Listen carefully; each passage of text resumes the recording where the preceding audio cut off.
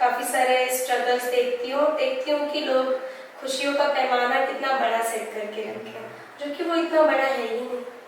मैं उन दिनों को याद करती हूँ तो ऐसा लगता है कि खुश रहने के लिए वाकई पैसों की जरूरत नहीं है, कि बहुत कम चीजों में, मिनिमल चीजों में, खेत की हरी भरी सब्जियां और घर का खाना और दादी के साथ सोना, उनके साथ रहना और घर के सारे काम करना। आज अगर मैं लोगों को बताती हूँ कि मैंने गाय भैंस भी चराई है और हम पूरे गांव में जितने भी हाउस चोर्स होते सारे काम किए हैं, चाहे वो खेत में जाके धान काटना हो गया या कुछ भी छोटी छोटी चीजें।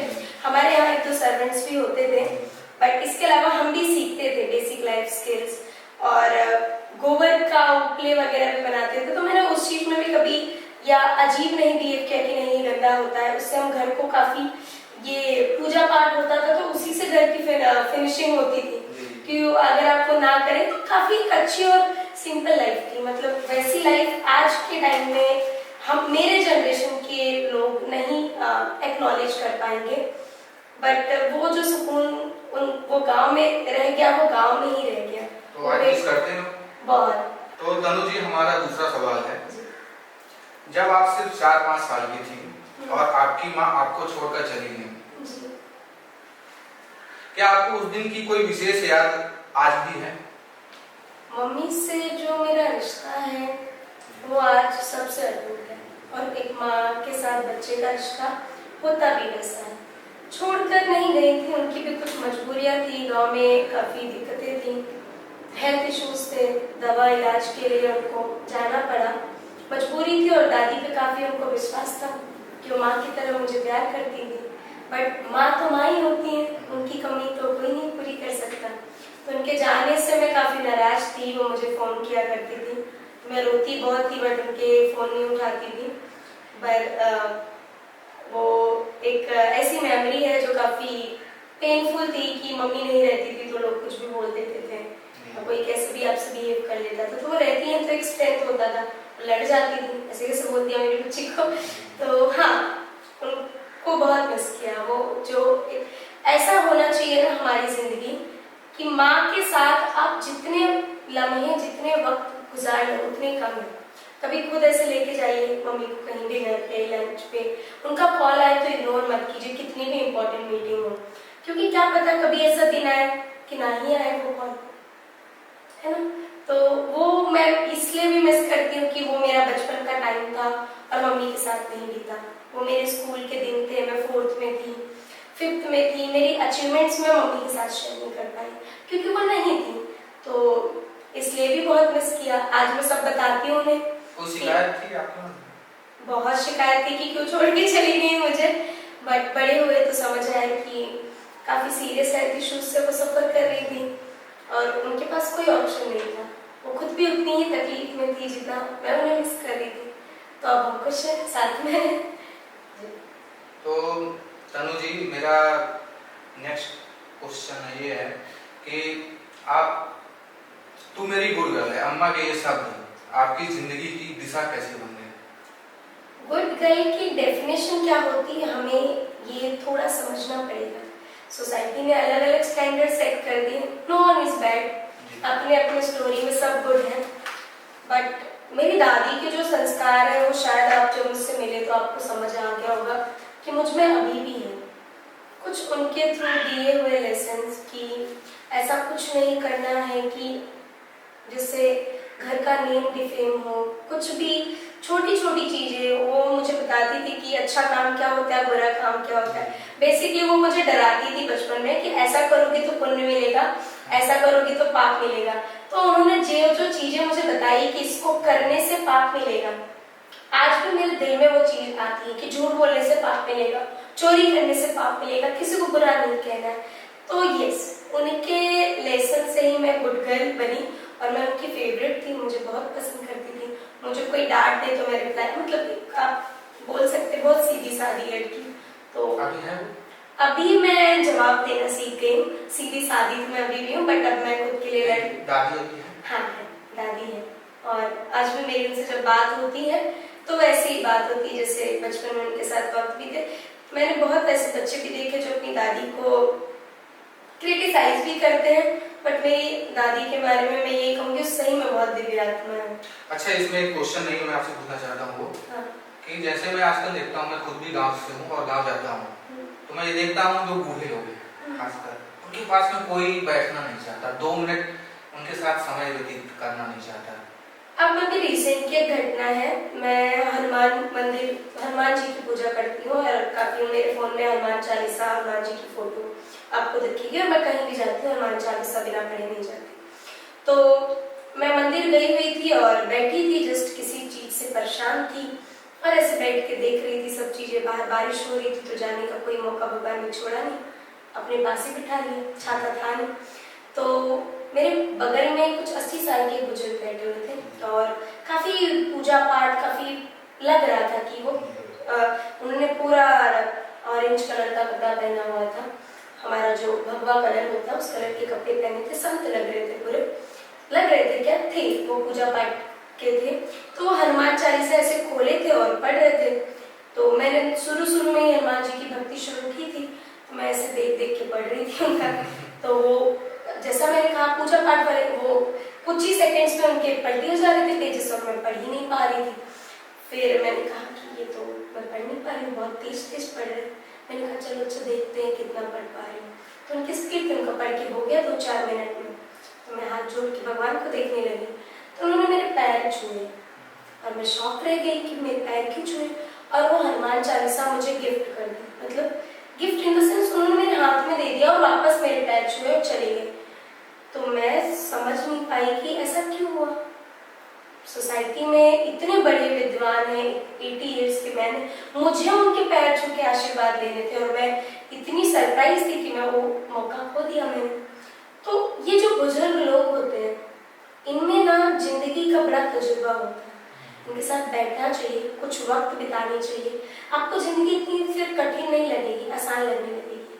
तो ये जो जनरेशन है जिनजी काइंड ऑफ बड़ी चीजें चल रही हैं कि मॉडर्निज्म में काफी ज्यादा जा रहे हैं, वो सही नहीं है। मतलब अपने हिसाब से आप सही हो, पर बूढ़े बुजुर्गों को इस तरह डिग्रेड करना मुझे सही नहीं लगता। मुझे तो उनके साथ बहुत अच्छा लगता है। आपको ये नहीं लगता कहीं कहीं वेस्टर्न का असर अपने देश में भी दिख रहा है? दिख रहा है कि है फैल गया है काफी। अभी डाइवोर्स इतने हो रहे हैं, केसेस इतने हो रहे हैं, तो दिख नहीं रहा है, फैल गया। मेरे घर में आज तक किसी का डाइवोर्स नहीं हुआ, लव मैरिज तक नहीं हुई, किसी की डाइवोर्स की बात अलग, इतना अपडेट और अपग्रेड नहीं हुआ, अच्छा हुआ नहीं हुआ।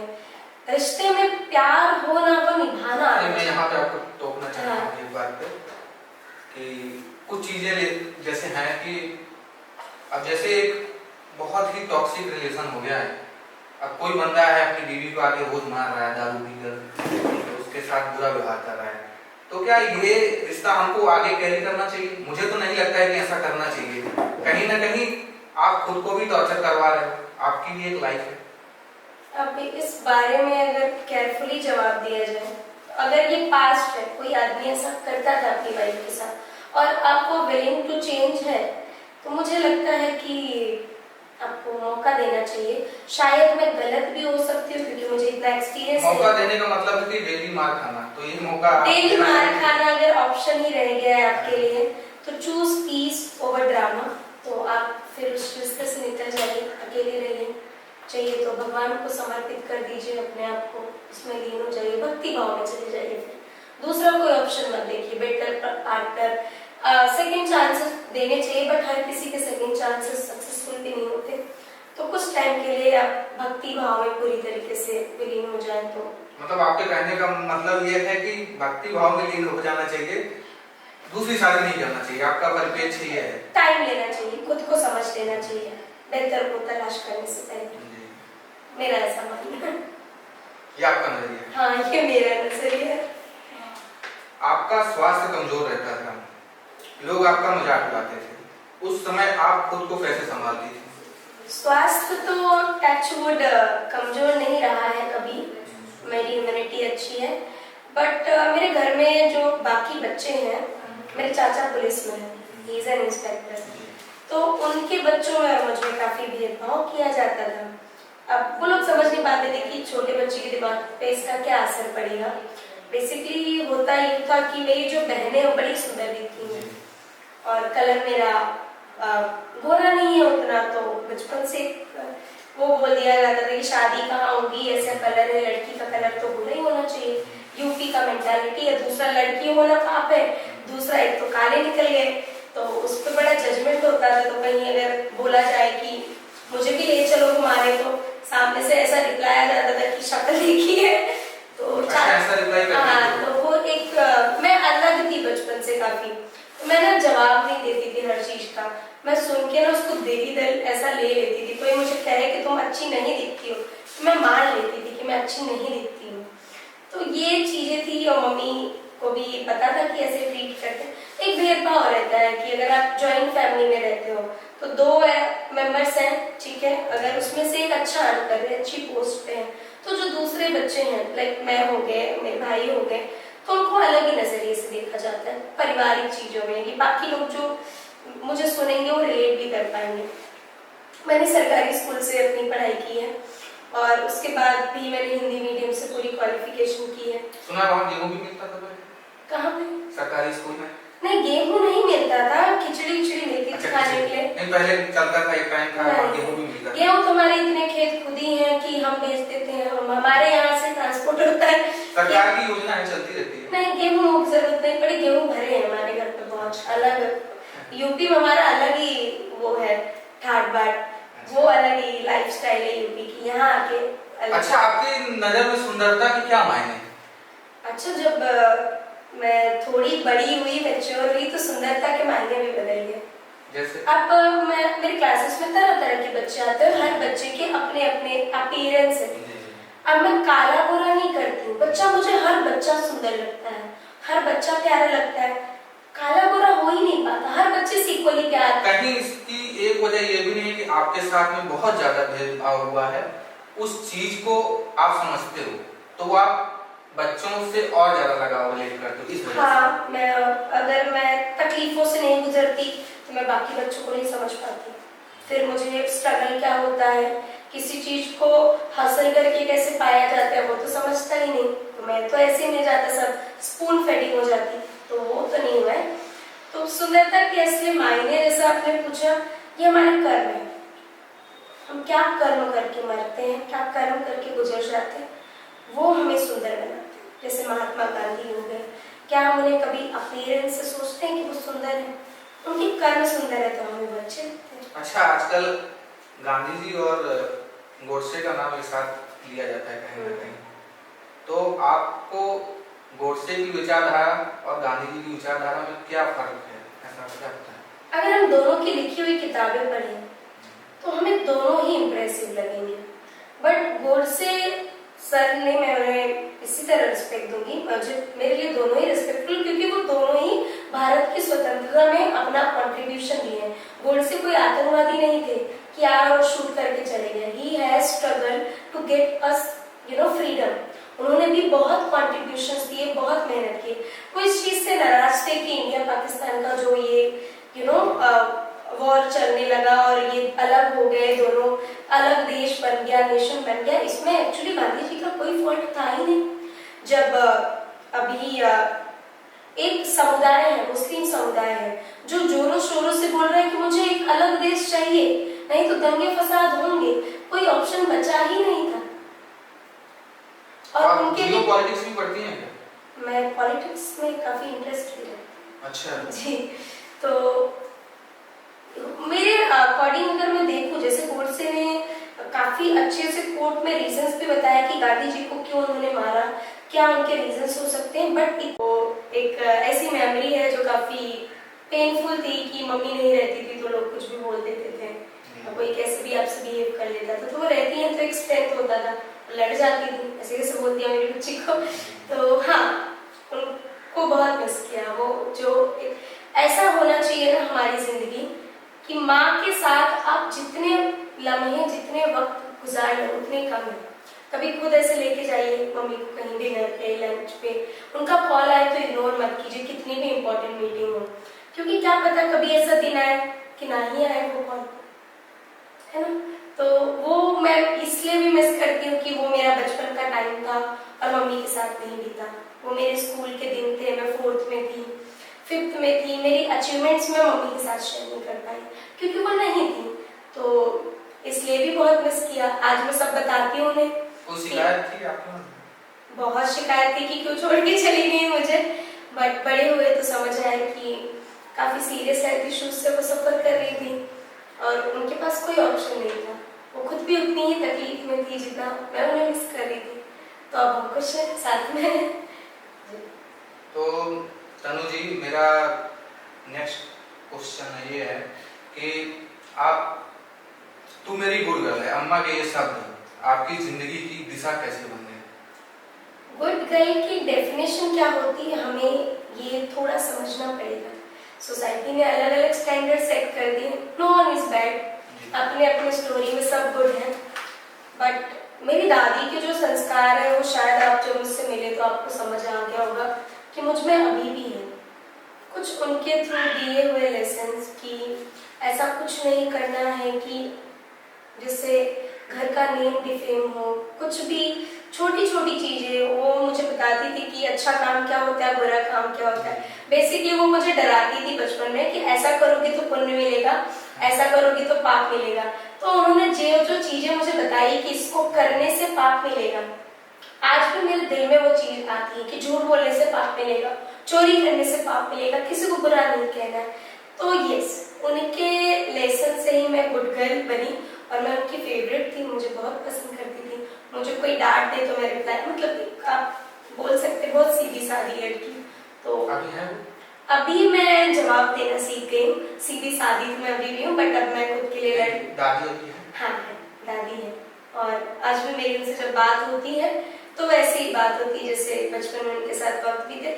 मैंने बहुत ऐसे बच्चे भी देखे जो अपनी दादी को क्रिटिसाइज भी करते हैं, बट मेरी दादी के बारे में मैं ये कहूँगी सही में बहुत दिव्य आत्मा है। अच्छा, इसमें एक क्वेश्चन नहीं है, मैं आपसे पूछना चाहता हूँ कि जैसे मैं आजकल देखता हूँ, मैं खुद भी गांव से हूँ और गांव जाता हूँ, तो मैं ये देखता हूँ जो बूढ़े लोग हैं खासकर, उनके पास में कोई बैठना नहीं चाहता, 2 मिनट उनके साथ समय व्यतीत करना नहीं चाहता। अब अभी रिसेंट की एक घटना है, मैं हनुमान मंदिर, हनुमान जी की पूजा करती हूँ और काफी मेरे फोन में हनुमान चालीसा, हनुमान जी की फोटो आपको दिखेगी और मैं कहीं भी जाती हूँ हनुमान चालीसा बिना पढ़े नहीं जाती। तो मैं मंदिर गई हुई थी और बैठी थी, जस्ट किसी चीज से परेशान थी और ऐसे बैठ के देख रही थी सब चीजें। बाहर बारिश हो रही थी तो जाने का कोई मौका भगवान ने छोड़ा नहीं, अपने पास ही बिठा लिया, छाता था नहीं।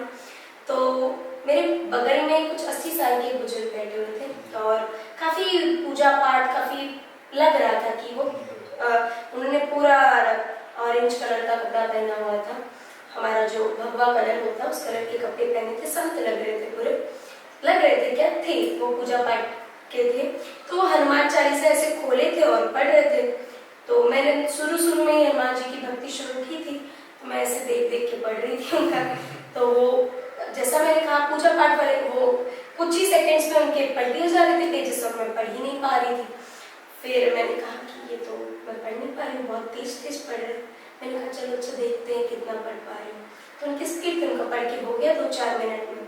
तो मैं हाथ जोड़ के भगवान को देखने लगी तो उन्होंने मेरे पैर छुए और मैं शॉक रह गई कि मेरे पैर क्यों छुए, और वो हनुमान चालीसा मुझे गिफ्ट कर दी, मतलब गिफ्ट इन द सेंस उन्होंने मेरे हाथ में दे दिया और वापस मेरे पैर छुए और चले गए। तो मैं समझ नहीं पाई कि ऐसा क्यों हुआ। सोसाइटी में इतने बड़े विद्वान हैं, 80 इयर्स के मैंने, मुझे उनके पैर छू के आशीर्वाद लेने थे और मैं इतनी सरप्राइज थी कि मैं वो मौका खो दिया मैंने। तो ये जो बुजुर्ग लोग होते हैं इनमें ना जिंदगी का बड़ा तजुर्बा होता है, उनके साथ बैठना चाहिए, कुछ वक्त बितानी चाहिए, आपको जिंदगी इतनी फिर कठिन नहीं लगेगी, आसान लगने लगेगी। तो ये जो जनरेशन है जिनजी काइंड ऑफ बड़ी चीजें चल रही हैं कि मॉडर्निज्म में काफी ज्यादा जा रहे हैं, वो सही नहीं है। मतलब अपने हिसाब से आप सही हो, पर बूढ़े बुजुर्गों को इस तरह डिग्रेड करना मुझे सही नहीं लगता। मुझे तो उनके साथ बहुत अच्छा लगता है। आपको ये नहीं लगता कहीं कहीं वेस्टर्न का असर अपने देश में भी दिख रहा है? दिख रहा है कि है फैल गया है काफी। अभी डाइवोर्स इतने हो रहे हैं, केसेस इतने हो रहे हैं, तो दिख नहीं रहा है, फैल गया। मेरे घर में आज तक किसी का डाइवोर्स नहीं हुआ, लव मैरिज तक नहीं हुई, किसी की डाइवोर्स की बात अलग, इतना अपडेट और अपग्रेड नहीं हुआ और अच्छा हुआ नहीं हुआ। रिश्ते में प्यार हो ना हो, निभाना मैं आना यहाँ पे आपको टोकना चाहता हाँ। हूँ एक बात पे कि कुछ चीजें जैसे हैं कि अब जैसे एक बहुत ही टॉक्सिक रिलेशन हो गया है। अब कोई बंदा है अपनी बीवी को आके रोज मार रहा है दारू पीकर, तो उसके साथ बुरा व्यवहार कर रहा है, तो क्या ये रिश्ता हमको आगे कैरी करना चाहिए? मुझे तो नहीं लगता है कि ऐसा करना चाहिए। कहीं ना कहीं आप खुद को भी टॉर्चर करवा रहे हो, आपकी भी एक लाइफ है।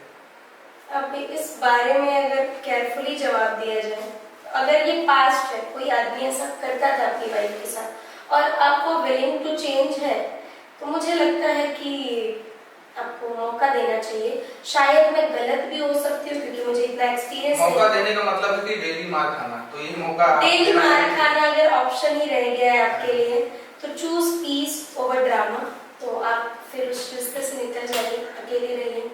चाहिए तो भगवान को समर्पित कर दीजिए अपने आप को, उसमें लीन हो जाइए, भक्ति भाव में चले जाइए। फिर दूसरा कोई ऑप्शन मत देखिए। बेटर पार्टनर, सेकंड चांसेस देने चाहिए, बट हर किसी के सेकंड चांसेस सक्सेसफुल भी नहीं होते। तो कुछ टाइम के लिए आप भक्ति भाव में पूरी तरीके से विलीन हो जाए। तो मतलब आपके कहने का मतलब ये है कि भक्ति भाव में लीन हो जाना चाहिए, दूसरी शादी नहीं करना चाहिए। आपका परिपेक्ष ये है। टाइम लेना चाहिए, खुद को समझ लेना चाहिए बेहतर को तलाश करने से पहले। मेरा ऐसा मानना है। ये आपका नजरिया? हाँ, ये मेरा नजरिया है। आपका स्वास्थ्य कमजोर रहता था, लोग आपका मजाक उड़ाते थे, उस समय आप खुद को कैसे संभालती थी? स्वास्थ्य तो टचवुड कमजोर नहीं रहा है कभी, मेरी इम्यूनिटी अच्छी है। बट मेरे घर में जो बाकी बच्चे हैं, मेरे चाचा पुलिस में है, ही इज एन इंस्पेक्टर, तो उनके बच्चों में और मुझ में काफी भेदभाव किया जाता था। अब वो लोग समझ नहीं पाते थे कि छोटे बच्चे के दिमाग पे इसका क्या असर पड़ेगा।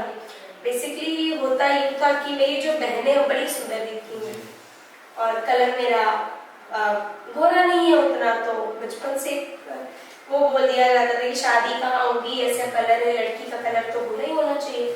यूपी का मेंटालिटी है। दूसरा लड़की होना पाप है, दूसरा एक तो काले निकल गए, तो उस पर बड़ा जजमेंट होता था। तो कहीं अगर बोला जाए कि मुझे भी ले चलो घुमाने, तो सामने से ऐसा रिप्लाई आ जाता था कि शक्ल देखी है। तो ऐसा रिप्लाई हाँ, तो वो एक मैं अलग थी बचपन से काफी, तो मैं ना जवाब नहीं देती थी हर चीज का। मैं सुन के ना उसको देवी दल ऐसा ले लेती थी। कोई मुझे कहे कि तुम अच्छी नहीं दिखती हो, तो मैं मान लेती थी कि मैं अच्छी नहीं दिखती हूँ। तो ये चीजें थी और मम्मी को भी पता था कि ऐसे ट्रीट करते। एक भेदभाव रहता है कि अगर आप जॉइंट फैमिली में रहते हो तो दो मेंबर्स हैं, ठीक है, अगर उसमें से एक अच्छा अर्न कर रहे हैं, अच्छी पोस्ट पे है, तो जो दूसरे बच्चे हैं, लाइक मैं हो गए, मेरे भाई हो गए, तो उनको अलग ही नजरिए से देखा जाता है पारिवारिक चीजों में, कि बाकी लोग जो मुझे सुनेंगे वो रिलेट भी कर पाएंगे। मैंने सरकारी स्कूल से अपनी पढ़ाई की है और उसके बाद भी मैंने हिंदी मीडियम से पूरी क्वालिफिकेशन की है। सुना वहाँ गेहूं भी मिलता था पहले? कहाँ पे? सरकारी स्कूल में? नहीं, गेहूं नहीं मिलता था, खिचड़ी मिलती थी खाने के लिए। नहीं, पहले चलता था, एक टाइम था गेहूं भी मिलता था। गेहूं तुम्हारे इतने खेत खुद ही हैं कि हम बेच देते हैं, हमारे यहाँ से ट्रांसपोर्ट होता है। सरकार की योजना है, चलती रहती है। नहीं, गेहूं की जरूरत नहीं पड़ी, गेहूं भरे हैं हमारे घर पे बहुत अलग। यूपी में हमारा अलग ही वो है, ठाट बाट, वो अलग ही लाइफस्टाइल है यूपी की, यहाँ आके अलग। अच्छा, आपकी नजर में सुंदरता के क्या मायने? अच्छा, जब मैं थोड़ी बड़ी हुई, मैच्योर हुई, तो सुंदरता के मायने भी बदल गए। जैसे अब मैं मेरे क्लासेस में तरह तरह के बच्चे आते हैं, हर बच्चे के अपने अपने अपीयरेंस है। अब मैं काला गोरा नहीं करती हूँ, बच्चा मुझे हर बच्चा सुंदर लगता है, हर बच्चा प्यारा लगता है, काला गोरा हो ही नहीं पाता, हर बच्चे से इक्वली प्यार। कहीं इसकी एक वजह ये भी नहीं है कि आपके साथ में बहुत ज्यादा भेदभाव हुआ है, उस चीज को आप समझते हो तो आप बच्चों से और ज्यादा लगाव रिलेट करते हो, इस वजह हाँ, अगर मैं तकलीफों से नहीं गुजरती तो मैं बाकी बच्चों को नहीं समझ पाती। फिर मुझे स्ट्रगल क्या होता है, किसी चीज को हासिल करके कैसे पाया जाता है, वो तो समझता ही नहीं। तो मैं तो ऐसे में जाता सब स्पून फेडिंग हो जाती, तो वो तो नहीं हुआ है। तो सुंदरता के असली मायने, जैसा आपने पूछा, ये हमारे कर्म है। हम क्या कर्म करके मरते हैं, क्या कर्म करके गुजर जाते हैं, वो हमें सुंदर बनाते हैं। जैसे महात्मा गांधी हो गए, क्या हम उन्हें कभी अपीयरेंस से सोचते हैं कि वो सुंदर है? उनकी कर्म सुंदर है तो हमें बच्चे लगते हैं। अच्छा, आजकल गांधी जी और गोडसे का नाम एक साथ लिया जाता है कहीं ना कहीं, तो आपको गोडसे की विचारधारा और गांधी जी की विचारधारा में क्या फर्क है, ऐसा क्या लगता है? अगर हम दोनों की लिखी हुई किताबें पढ़ें तो हमें दोनों ही इम्प्रेसिव लगेंगे, बट गोडसे सर ने, मैं उन्हें इसी तरह रिस्पेक्ट दूंगी, मुझे मेरे लिए दोनों ही रिस्पेक्टफुल, क्योंकि वो दोनों ही भारत की स्वतंत्रता में अपना कंट्रीब्यूशन दिए हैं। गोडसे कोई आतंकवादी नहीं थे कि आए और शूट करके चले गए। He has struggle to get us freedom. उन्होंने भी बहुत कॉन्ट्रीब्यूशंस दिए, बहुत मेहनत की। वो इस चीज से नाराज थे कि इंडिया पाकिस्तान का जो ये वॉर चलने लगा और ये अलग हो गए, दोनों अलग देश बन गया, नेशन बन गया। इसमें एक्चुअली गांधी जी का कोई फॉल्ट था ही नहीं। जब अभी एक समुदाय है, मुस्लिम समुदाय है, जो जोरों शोरों से बोल रहा है कि मुझे एक अलग देश चाहिए, नहीं तो दंगे फसाद होंगे, कोई ऑप्शन बचा ही नहीं था। और उनके लिए पॉलिटिक्स भी पढ़ती हैं क्या? मैं पॉलिटिक्स में काफी इंटरेस्ट भी है। अच्छा जी, तो मेरे अकॉर्डिंग अगर मैं देखूं, जैसे गोडसे ने काफी अच्छे से कोर्ट में रीजंस भी बताया कि गांधी जी को क्यों उन्होंने मारा, क्या उनके रीजंस हो सकते हैं, बट इतनी महान और दिव्य आत्मा थे गांधी जी, वो इस तरह मरना तो डिजर्व नहीं करते थे। हमारे देश के लिए अपना पूरा जीवन दे दिया जिन्होंने, तो मारना आपके पास ऑप्शन क्यों बच गया? मार के आपको क्या मिला? मतलब आपके अंदर एक गुस्सा था जो आपने उन्हें मार के निकाला, और जिस इंसान के अंदर गुस्सा हो अच्छा इंसान कैसे? मतलब आप गोडसे के योगदान को सराहती हैं, लेकिन जो उनका मारने का फैसला है उससे कहीं ना कहीं सहमत नहीं कि वो कहीं गलत ना है। कहीं पूरी तरीके से मैं सहमत नहीं हूँ कि वो सही नहीं है, वो नहीं करना चाहिए। किसी की जान लेना वो कभी सही नहीं हो सकता है। तो ये तो मैं अच्छा, जियो पॉलिटिक्स में मैं भी बहुत इंटरेस्ट रखता हूँ, मैं पढ़ता भी हूँ, मैं लेख भी लिखता हूँ। तो जैसे पाकिस्तान को एकदम नॉकआउट कर दिया है, बाहर कर दिया है, बायकॉट कर दिया है, तो इंडिया के लिए फायदेमंद है या नुकसानदेह? अब देखिए, पाकिस्तान को हमने ना फालतू में हाइप दे रखा है। इतना बड़ा कोई देश नहीं, गरीबी के मारे भुखमरी जी रहा है। कुछ अगर आप फैसिलिटेट भी कर दे रहे हो तो कर दो, नहीं कर रहे तो मत करो उसको। बाकी उसके मुस्लिम कंट्रीज हैं, टर्की वगैरह हेल्प करने के लिए, है ना, चाइना हेल्प कर ही रहा है। तो ऐसा तो हमने ना पाकिस्तान को इंडिया के मीडिया ने बहुत सीरियसली रखा है। अरे छोड़ो, हो गया देश अलग, छोड़ दीजिए उनको।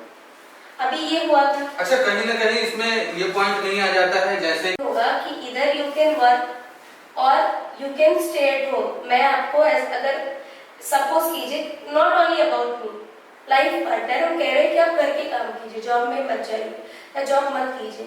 व्हाट इफ वो जॉब ही किसी की लाइफ, किसी ने मेहनत करके वो पोजीशन अचीव की, तो आप उनको यही समझा सकते हैं कि आप मेरी बात सुने, समझे और इस चीज को बहुत अच्छे से मेरे पॉइंट ऑफ व्यू से समझने की कोशिश करें।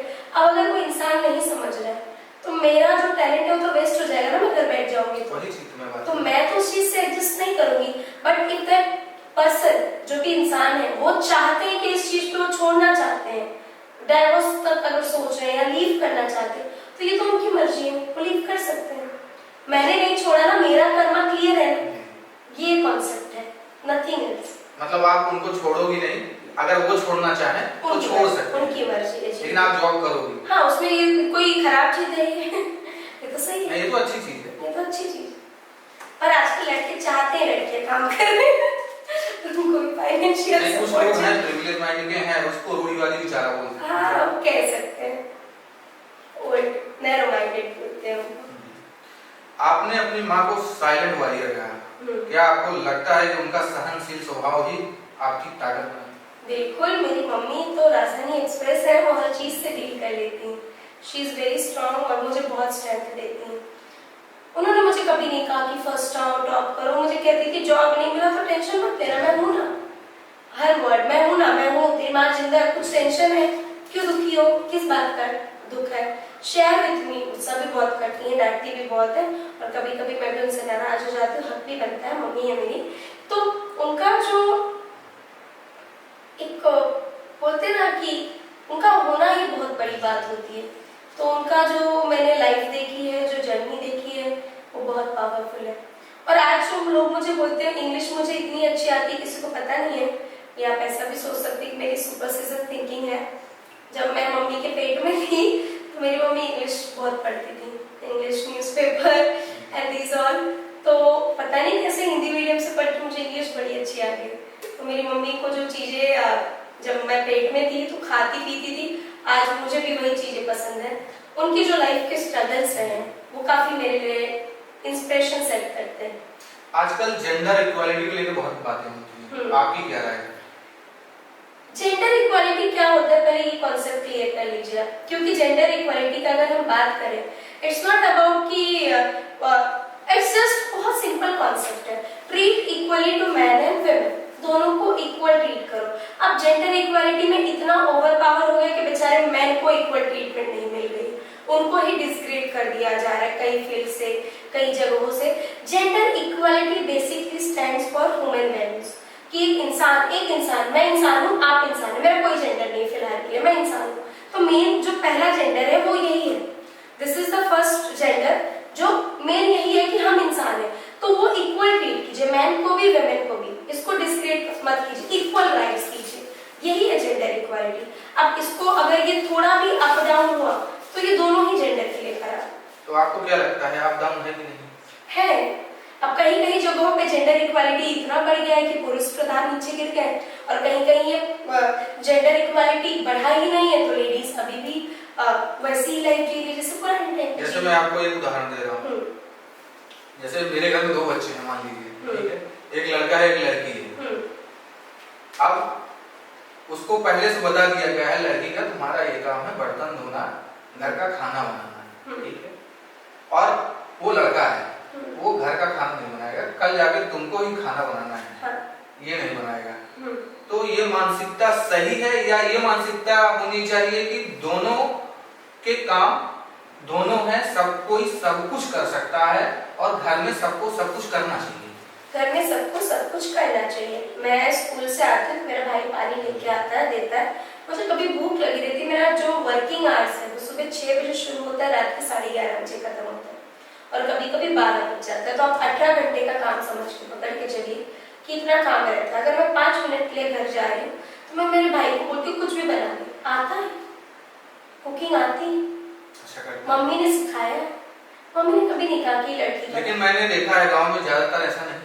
गांव में तो गांव में खाना लड़कियां ही बनाती हैं, खाना लड़कियां ही बनाती हैं। मेरी चाची को हुए थे जुड़वा बच्चे, एक लड़का एक लड़की, तो ठंडी के सीजन में बच्चों को मालिश की जाती है, गरम गरम तेल करते हैं और पूरा मालिश किया जाता है, हाथ पैर और प्रोसेस है ये। तो जुड़वा बच्चे हैं, दोनों को साथ में मालिश करनी, तो जो गरम गरम तेल है पहले उसको लड़के को मालिश करें, आधा घंटा मालिश करें, ठीक है, तब तक लड़की का चांस जब लग रहा है तेल ठंडा हो गया, अब लड़की है तो तेल दोबारा गरम भी नहीं किया जाए। ये है जेंडर इक्वालिटी हमारे देश, गाँव की, जैसा आपने कहा। आपने कहा कि आप माँ के पास रहते हुए उनसे भावनात्मक रूप से दूर थी, वो दूरी कैसी थी? यही जेंडर इक्वालिटी का इशू था, मम्मी मेरे भाई को ज्यादा प्यार करती थी। अच्छा। और आज भी वो चीज है। अच्छा। मैं कितना भी कुछ भी कर लूं, मम्मी का जो प्यार मेरे भाई के लिए है वो मेरे लिए शायद नहीं, और ये सच है हमारी सोसाइटी का, प्यार तो करती है वो मुझे, बट एक भेदभाव हो रहा है। इसके पीछे की मानसिकता क्या है? मम्मी की भी वही मानसिकता है जो बाकी लोगों की है गाँव में। आप तो मतलब दूसरों के घर चली जाएगी, हाँ, लड़का है, हमारी देखभाल यही करेगा। ऐसा नहीं है कि प्यार नहीं करती, खाना वो मुझे आज भी जगह पे लाके देती है, टेंशन लेती, मेरा ट्यूसडे का फास्टिंग रहता है, बनाती है मेरे लिए, उठती हैं, जाती हैं, चीजें लाके देती हैं। मेरा भाई छोटा भी था और शायद इसलिए भी मुझे ऐसा फील हुआ हमेशा से कि मम्मी भेदभाव करती है, अगर एक ही गिलास दूध है तो फिर भाई पिएगा, मुझे नहीं मिलेगा। तो कभी आपने उनको समझाने की कोशिश की? मैं रोने की कोशिश बहुत की हूँ और बहुत रोई भी हूँ। समझाने की नहीं? समझाने की नहीं, मुझे पता था एनर्जी वेस्ट करके मतलब नहीं। और काफी सालों तक मुंबई में भी आने के बाद दूध आता था घर पे, थोड़ा पैसों की बहुत दिक्कत थी, तो मम्मी भाई और राज को दे देती थी, मुझे नहीं देती थी, क्योंकि मुझे खाना लगता है, मैं भी थोड़ा डाइटिंग वाइटिंग करके थोड़ा मेंटेन हूँ, खाना में कुछ भी खाऊं, मैं नमक रोटी भी खा रही हूँ तो मुझे लगता है, और मैं नमक रोटी भी खाई हूँ, मैंने लाइफ अलग ही लेवल जी है, मतलब मुझे कोई समझ ही नहीं सकता है, ये भी एक थिंग है। तो मैं देखती थी कि मम्मी तो 2 ही लोग को दूध दे रही, मुझे तो कुछ नहीं रही है, तो मम्मी कहती थी खत्म हो गया या नहीं है, ऐसा होता था। तो मुझे समझ में आता था कि पापा और भाई दोनों अलग जेंडर है, मेरा अलग जेंडर है, मम्मी खुद भी नहीं पीती थी ना। मम्मी और मैं अलग जेंडर के हैं, तो हमें ये चीज, ये प्रिविलेज हमें नहीं है। हम अच्छी चीज नहीं खा पी सकते, पहले आदमी के थ्रू होगा, उनसे बचेगा तो आप खा पी सकते हो, तो बचता नहीं था तो नहीं खा पी पाए। लग रहा है इंडियन आइडल में ऑडिशन दिया तो ले लेंगे। है ना, दुख भरी कहानी।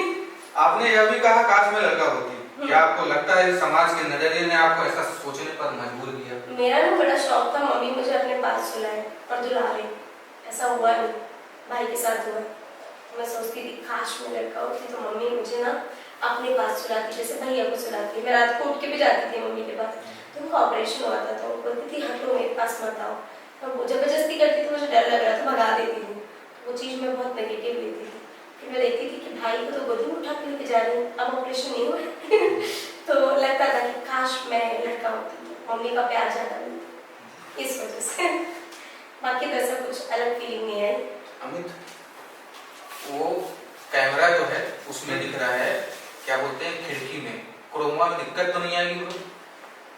खिड़की में वो यहाँ से वहाँ दिख रहा है, तो उसमें भी कोई नहीं, फ्रेम में तो कुछ नहीं दिख रहा है ना। फ्रेम में नहीं दिख रहा है ना? खिड़की में तो सब कुछ दिख रहा है, तुम भी दिख रहे हो। मैं भी दिख रहा हूँ। नहीं, कंसर्न था, मैं सोचा पूछने वाला, ध्यान नहीं गया। ना ना, हमारे लेंसेज के अंदर थोड़ी ना आ रहा। ठीक है, ठीक जा रहा है यार, सही है? बढ़िया है, स्मूथ है। एक मिनट। हाँ हाँ, वो चल ही रहा है, कोई बात नहीं करें। चले शुरू करें। चलते हैं। बाकी हाँ, बराबर है। एक काम करना, मेरी तरफ मत देखना, क्योंकि पता है एकदम ऑपोजिट हो जाए। वो देख रही है, उनका बनता है, तुम उधर देखो। ठीक, वहाँ देखो। हाँ, वो ऐसे चल रहा है। जैसे कोई बात करते हो ना, एक दो बार देखते हो तो उसको काटना पड़ेगा, मतलब। हाँ, वो काट लो, उस टाइम पे इनका सेशन दिखा हाँ। बोलते हुए। चलो ठीक जब आपने सभी बच्चों के बीच सभा के दौरान दीवार पर लिखे विचार जोर से पढ़े, उस पल ने आपके आत्मविश्वास को कैसे बढ़ाया? देखिए, घर में कभी अप्रिशिएशन मिली नहीं कि मैं अच्छी हूँ या ये चीज़ें। आई थिंक हमें ना रवैया अच्छा रखना चाहिए छोटे। Sorry interrupt. ये क्वेश्चन फिर से पूछ लो, आवाज खट से कुछ आ गई। हाँ, वो मेरी दोस्त कुछ हुआ होगा, फिर से पूछ लो, नहीं तो वो बोल दो ना। कोई। जब आपने सभी बच्चों के बीच सभा के दौरान दीवार पर लिखे विचार जोर से पढ़े, उस पल ने आपके आत्मविश्वास को कैसे बढ़ाया? तो ये बात है कि कभी अप्रिशिएशन मिली नहीं किसी से, तो पहली बार मिली अप्रिशिएशन। पहली बार किसी ने कहा कि आप अलग हो। 1000 बच्चे होंगे इस स्कूल में, 1000 में से मुझे ही चुना, मुझे ही क्लास के सामने बुलाया। मैं सिर्फ 4th ग्रेड में थी, तो मुझे ऐसा फील हुआ कि अच्छा ये सच में हो रहा है। ओके, तो घर पे जाके मैं रात को सोच रही थी कि देखना एक दिन मैं जिंदगी में ना बहुत कुछ बड़ा करूंगी, मैं ना चीफ मिनिस्टर बनूंगी और मैं पॉलिटिक्स में जाऊंगी। वो विधायक थे, पॉलिटिक्स में थे और उनका बड़ा नाम था, बड़े फेमस थे। तो मैं उनसे मिली, इवन आज भी बहुत फेमस है हमारे गांव, उनको लोग जानते क्या हैं। नाम है उनका? मुझे याद नहीं होता, बहुत पुरानी बात, भूल गई मैं, बट फेमस है, नाम मैं रिकॉल नहीं कर पा रही। तो मुझे बहुत अलग लगा और मुझे रियलाइज हुआ कि मेरे सपने जगने लगे। सिंपल सी बात है, मैंने इसके पहले कभी सपना नहीं देखा था। मुझे था कि 5th तक पढ़ाएंगे, फिर देखते हैं, ये तो सरकारी स्कूल है, 5वीं तक ही, इसके बाद फीस लगेगा जिस भी स्कूल में जाऊंगी, तो पापा कैसे भरेंगे, तो फिर मैं 5वीं तक ही पढ़ूंगी। बस ये ऐसा थिंकिंग था। सबसे ज्यादा पूछा जाने वाला सवाल, क्या सपने सच होते हैं? यस, होते तो है। आज मेरे साथ सारी चीजें ऐसा लगता है कि ना टाइम ट्रेवल हो रहा है। जो क्लासमेट्स मेरे साथ पढ़े, वो मेरे पास आके मुझसे ट्यूशन लेते हैं, और जो टीचर्स मेरे साथ काम करती है, मैं उन्हें टीच करती हूँ, स्पीकिंग सिखाती हूँ, और इस बात का कोई घमंड पता नहीं क्यों नहीं आता। मतलब पता नहीं क्यों, मैं स्कूल में उनको देखती हूँ कि ये मेरे पास पढ़ी है, फीस दिया है इन्होंने, मैं इनकी टीचर हूँ, बट घमंड नहीं आता। मैं किसी को बताती भी नहीं हूँ कि ये टीचर को मैं पढ़ाती हूँ। आज पॉडकास्ट में रिलीज हो रहा है, तो सोचती हूँ मुझे घमंड क्यों नहीं आता है। फिर समझ में आता है इतना कुछ देख और सफर कर लिया ना, ये सक्सेस नहीं लगती है। मुझे लगता है इससे भी बहुत कुछ बड़ा करना है। तो यस, सपने सचमुच सच होते हैं। उस समय आपको कैसा लगा कि माँ की आत्मा आपके पास है? क्या वो अनुभव आपके लिए भावनात्मक जुड़ाव था? मम्मी से तो हमारा भावनात्मक जुड़ाव, हम दूर रहे पास रहे रहता ही। तो जब वो नहीं थी तो जैसा मैंने कहा, काश में लड़का होती, ये फीलिंग एक बार और भी आई थी जब मेरी मम्मी मेरे भाई को लेकर मुंबई आ गई थी कुछ रीजन से। कुछ हेल्थ के ही इश्यूज थे तो मुझे उन्होंने गांव में छोड़ा। उन्होंने नहीं, पापा ने मेरे। मम्मी मेरी ओपन माइंडेड है। आज भी मेरे पापा सोचते हैं लड़कियां अच्छा, पापा मेरे इस चीज को मैं उनकी बुराई नहीं कर रही हूँ, मैंने जस्ट फैक्ट बता रही हूँ। शायद अगर कोई और ऐसे हो तो वो ऐसा ना सोचे। वो लड़कियों को ब्लेसिंग नहीं समझते कि भगवान का आशीर्वाद है। हो गई झेलो, अच्छा, बस शादी करना होता है, दहेज देना होता है, बहुत चीजें होती हैं, हो गई झेलो। अच्छा, आप इंग्लिश स्पीकिंग कोर्स सिखाते हैं तो उसमें उच्चारण का कितना महत्व है, सही उच्चारण का?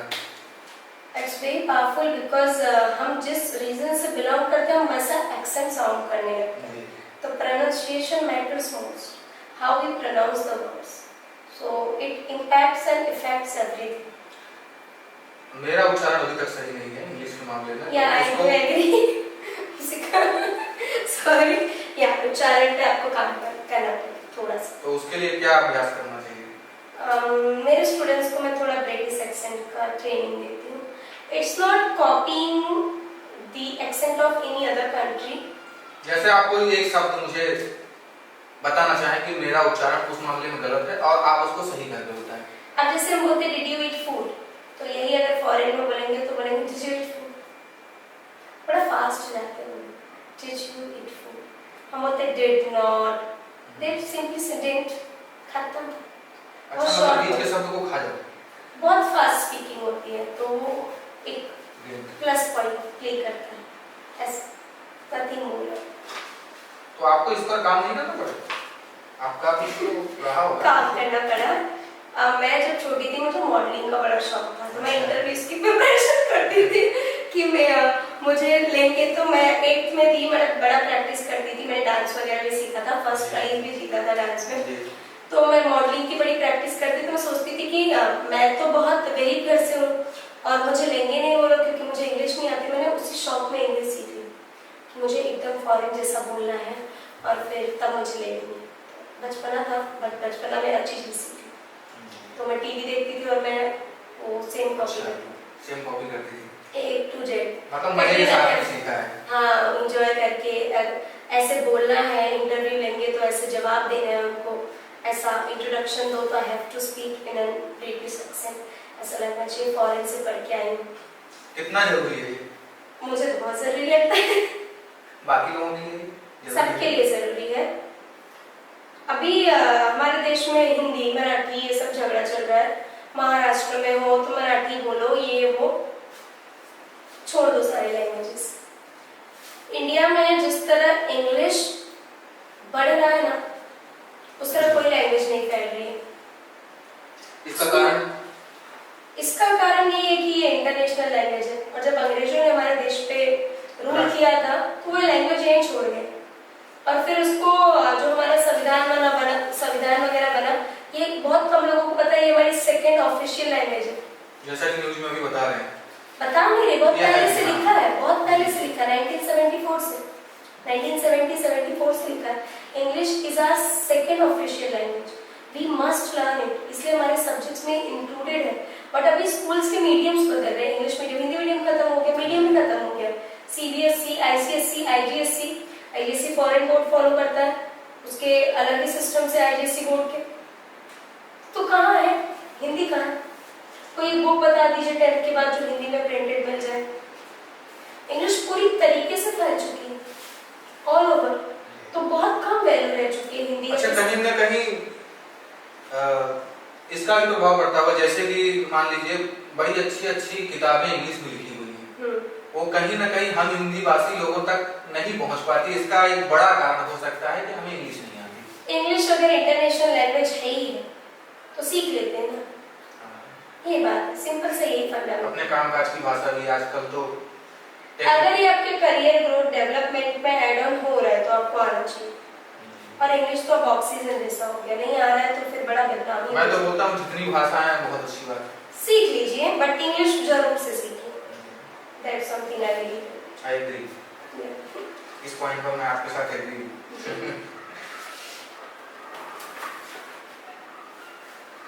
क्या आप बचपन से ही खुद को अलग मानती थी या फिर ये एहसास समय के साथ है?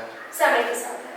बचपन से मैं अलग नहीं मानती थी, मुझे नॉर्मली लोगों जैसा रहना पसंद था, बट धीरे धीरे मैं काफ़ी खुद को चेंज फील करने लगी। मुझे ऐसा लगता है कि मेरे इनर इंस्टिंक्ट्स या जो गट फीलिंग है वो भगवान के थ्रू इंस्ट्रक्ट होते हैं कि जो भी अभी तक मैंने किया है या बनाया है by my own at the age of 24, help of God and जो भी आप कह सकते हैं, मैंने खुद को हमेशा दूसरों से अलग समझा और मैं अलग थलग रहती भी हूँ। तो यस, समय के साथ आया, but I feel I am very different person. शायद आप इंस्टाग्राम रील देखते हैं?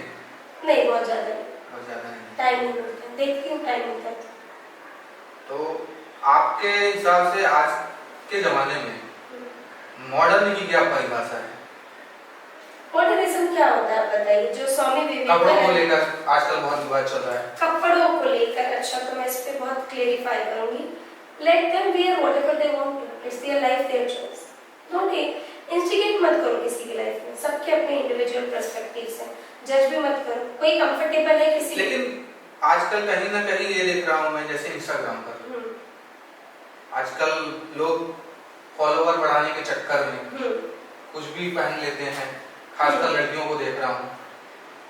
अब अगर फॉलोवर उनके उससे बढ़ रहे हैं तो पहनने दीजिए, आपको क्या इसमें दिक्कत? गलती किसकी है? किसी की नहीं है, उनकी किसी की मर्जी। अगर उनका करियर ग्रोथ हो रहा है, उनके फॉलोवर्स बढ़ रहे हैं तो पहनने दीजिए, कोई इशू नहीं। तो कहीं ना कहीं ये समाज पर बुरा प्रभाव नहीं डाल रहा है कि अच्छे टैलेंटेड लोग जिनको वॉच नहीं कर रहे हैं लोग, आप उसको देख रहे हैं जिनमें कोई टैलेंट नहीं, जो केवल शो ऑफ करके अपने फॉलोवर बढ़ाना चाहते हैं। कहीं ना कहीं मेरे रील्स में तो मैं अभी आपके सामने ही चालू कर दूं तो कोई ना कोई भजन आ जाएगा, किसी न किसी का इंटरव्यू आ जाएगा, यूपीएससी के रिलेटेड कुछ लोग, आप सब लोग अपने अपने इंटरेस्ट पे सब चीजें देख रहे हैं। नहीं, मैं डेटा के आधार पर बात कर रहा हूं। डेटा के आधार पे अगर आप बात करें तो आपसे मैं एग्री करती हूँ, बट फिर भी इंसान है, अगर आप बहक ही जा रहे हैं इन चीजों से तो बहक जाइए। बहकने वाले को कैसे रोक सकते हैं? आपकी चॉइसेस, प्रेफरेंसेस क्लियर होनी चाहिए कि मुझे क्या देखना है इंस्टाग्राम पे, इवन गोस फॉर यू कि आप क्या प्रेफर करते हैं स्क्रॉल करना या देखना। It's up to our choice, उनको हम नहीं रोक सकते। हमारा नेशन, हमारे संविधान में लिखा है every individual has choice to wear whatever they wish to.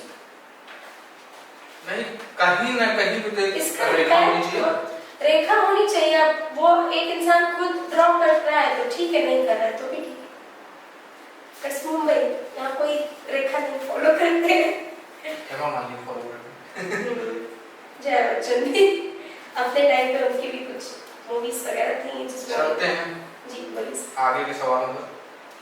जब हम किसी रिश्ते में जाते हैं या आते हैं तो वो एक बहुत ही खूबसूरत एहसास होता है, एक अपनापन, एक साथ चलने की उम्मीद।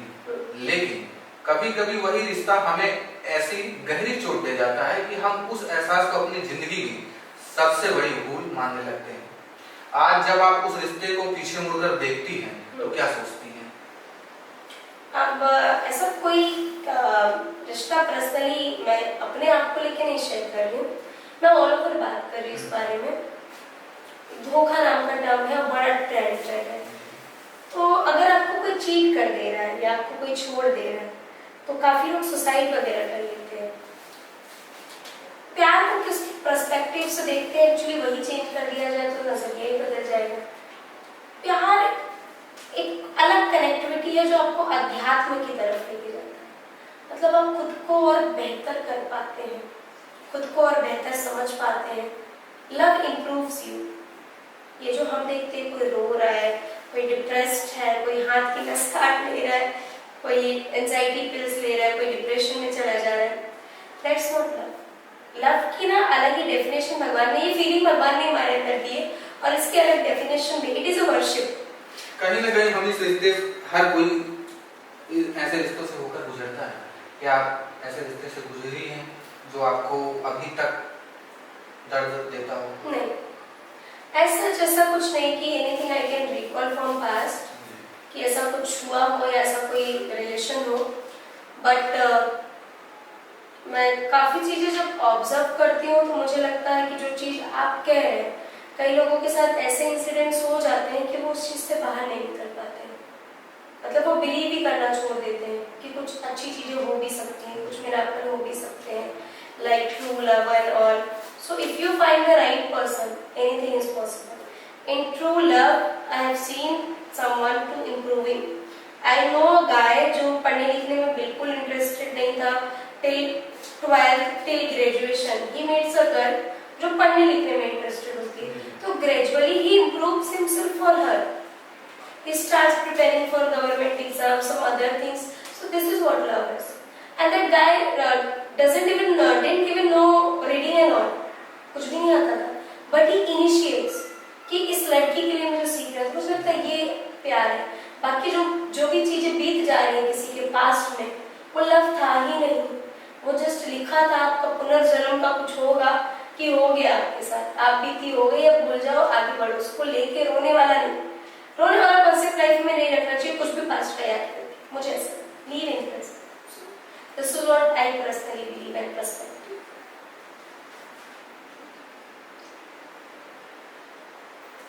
आपने कहा हर दोस्ती सच्ची नहीं होती. क्या ये समझ आपको समय के साथ है? आई एम वेरी गिविंग पर्सन. मुझे कोई प्यार से बात कर लेना तो मैं मतलब क्या चाहिए आपको ऐसी वाली. तो मेरे फ्रेंड्स नहीं है, मेरी एक ही बेस्ट फ्रेंड है और वो मेरे साथ 10-12 साल से. और आई ट्रस्ट हर ब्लाइंडली. वो बोले कहीं प्रॉपर्टी वॉपर्टी भी लिख दो तो लिख दूंगी. And I know. तो दोस्ती करनी पड़ेगी आपके साथ. नहीं, ये सबके लिए नहीं, सिर्फ only for my best friend, only for my best friend. But मैं गिविंग सबके लिए हूँ. एक बेगर भी बैठा है ना, हेल्पिंग नेचर है. और ऐसा नहीं कि खुद की तारीफ करूँ. ये कभी कभी मुझे, जैसा आपने कहा, प्रॉब्लम भी देता है. मैं इमोशनली कनेक्ट हो जाती हूँ. जब इमोशनली कनेक्ट हो जाते तो आप हर्ट होते हैं और वो होना नहीं चाहिए. तो this things happen to me. I girls की बात करें, 2-3 ऐसी गर्ल्स थी जिनसे मेरी फ्रेंडशिप हुई. तो बाद में मुझे पता चला अरे मतलब इनका तो अलग ही कॉन्सेप्ट है. इनको खिलाओ पिलाओ, इनके बिल्स पे करो, लेटर ऑन ये आपके सगे हैं ही नहीं. तो ये धोखा मिला है मुझे. बहुत दुख की बात है. आपने बिचिंग के बारे में सुना है? अरे बहुत तेज लड़कियां ही तो करती हैं. हाँ सुना जी.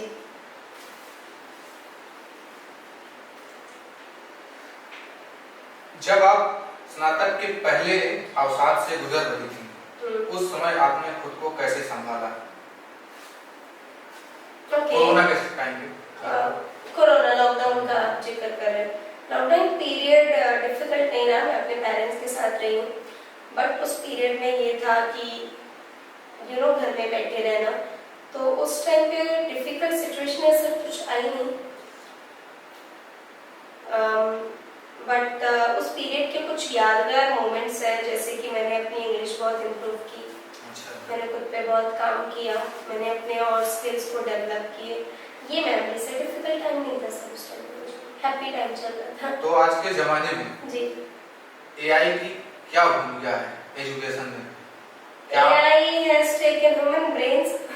अब कई लोगों की जॉब्स भी छीन रहा है. जो चीजें हम थिंक करके लिखते थे, अब सोशल मीडिया पे हो गया है, डालो आ जा रहा है. तो ये मैं नेगेटिव मान रही हूँ ये डेवलपमेंट को. Human brains are the most acknowledged brain. इतनी अच्छी महान मतलब लोगों ने बुक्स लिखी हैं, इतनी मतलब क्रिएटिव थिंकिंग रही है उनकी. फिर एक ऐप आ जाता है एआई जो सबको एक ही रिप्लाई दे. कुछ भी आज मैंने आप लिख रहे हैं एआई पे what is love, almost same he copy paste. लेकिन कहीं ना कहीं एक सोर्स का माध्यम ही तो है.